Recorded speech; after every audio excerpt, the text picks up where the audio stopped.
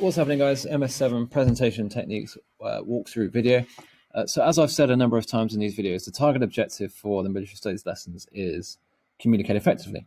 And up until this point, that's mainly involved discussion-based activities. And there's been very little input on presentational style or how to speak in public. So this lesson is an attempt to do just that. And it happens to coincide with a time in the course where they're starting to build a bit of confidence. It is also a primer for a presentation they're going to deliver to you and the training teams in the final week of the program under the name of Project Athena. And there was a brief on Project Athena to the recruits at the end of this lesson. They were introduced to the task at the beginning in MS1 in week 1, but no doubt they haven't had much time to really work on it. So we're using this lesson as an opportunity to remind them of that brief and what's expected of them when it comes to it. But there is a large chunk of the lesson as well on a game called Just a Minute, which is a game where they stand up and they speak on a topic for a minute. And it's a good opportunity for them to speak in public and to build some confidence. So this lesson is mainly an opportunity for them to do that and to introduce some do's and don'ts with presentations. So start off by setting out the aims, which are at the bottom here. Then we'll want to check understanding and contextualize the lesson for them. Check understanding just by asking what kind of experience people have speaking in front of people. This will help you to gauge the ability levels in the room and help shape the lesson going forward. And then just ask them how this is relevant to being a soldier. Should be clear. Communication skills are vital to being a soldier, delivering presentations confidently, all that sort of good stuff. Then we showed them a video of someone not doing very well with a presentation. This is a clip from a Miss Teen USA. And then ask them what are the attributes of a good speaker and a bad speaker. Ask them to think about some good and bad public speakers that they can think of. Some of the pictures on the screen should evoke some thoughts to them. Get them to discuss for a couple of minutes in their groups what exactly makes a good speaker and a bad speaker. Then the next slide, this illustrates some of the attributes that they should have brought out from that discussion, as we'll see here. Ask the same question, but relate it this time to visuals. In the presentation that they're going to have to deliver in the final week, and many of them will choose to make PowerPoints or use some sort of visual aids. Here we want to just set out actually some do's and don'ts with making visual aids, because some of them might create stuff like this.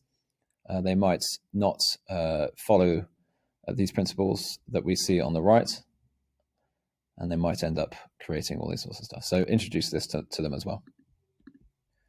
And then we want to set the principle of presentations, which is Batare's box, getting up there, shaping your behavior through a positive attitude, which then goes on to affect the behavior and the attitude of the people in the room in a cycle that you see in front of you. This was something that would have been introduced to you on DTT or DTC at ASLS, but the message here is that non-verbal communication, body language is vital to a good presentation. And so they need to be thinking about that as they go forward into their presentations. Some common don'ts here, obviously swearing, long pauses. We want to highlight to them that this presentation is going to be a formal presentation. We don't want them to be slipping into old habits. We want them to get in the mindset of delivering to their chain of command in a professional way. I'm conscious of speaking here that I'm also saying and obviously's. This is fine. It's good to point out to the recruits that everyone has mannerisms and tics when delivering presentations. It's just good for them to know about that and be able to identify them so that they can try to minimize them. So ask the other recruits in the groups in the next activity to try and point out some of these mannerisms and tics to the presenters.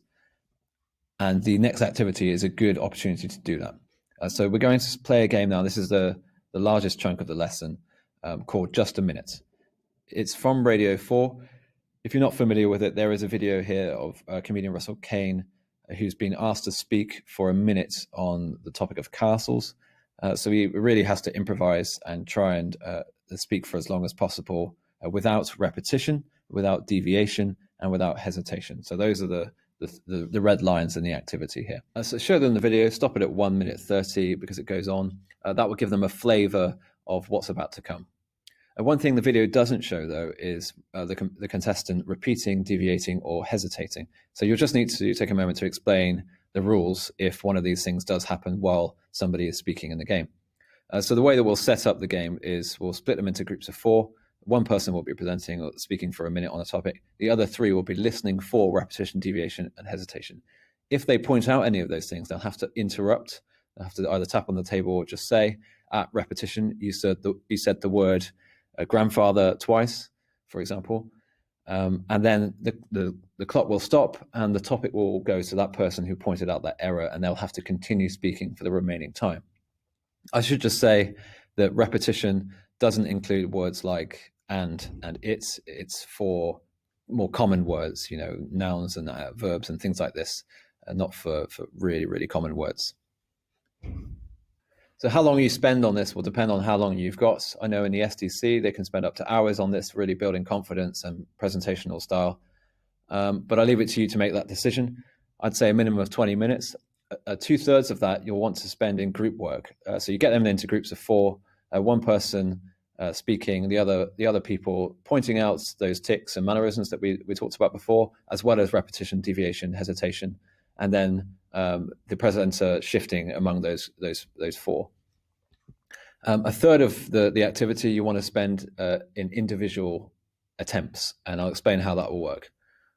Here is a random topic generator that I've made. So you can click on the button here, S, that takes you to a topic, Scoffhouse.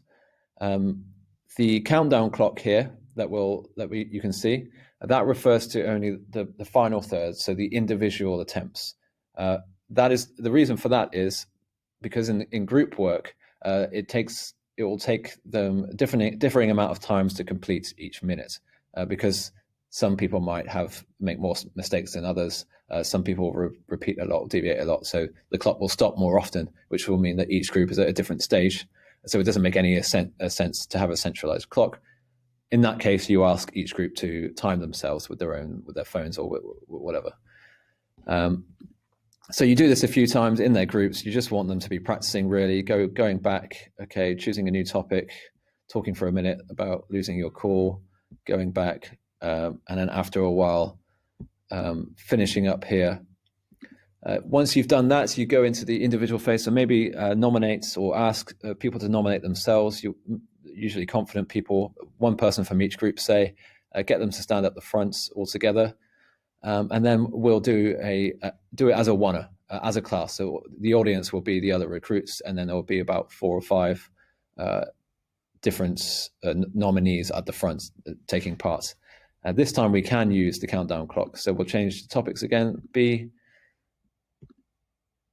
block jobs, and then, select one person to speak first, count down the clock, and then the other people who are standing at the front will have to point out any repetition, deviation or hesitation. And you can run that for as long or as little as you like. Once the game is done, make sure you leave some time to deliver the Project Athena brief. They would have had this already in week 1, but we want to remind them of it. So yeah, just go through the brief as it is, how to plan it, what does it involve, what's the framework that they're going to use. This is the PMISI framework, and it'll be up to them to use this framework in the presentation, and then just outline the tasks that's expected of them, as well as the topics. They should have been allocated these among half sections, but if they haven't, this is your last chance to really set that up. And that's the lesson.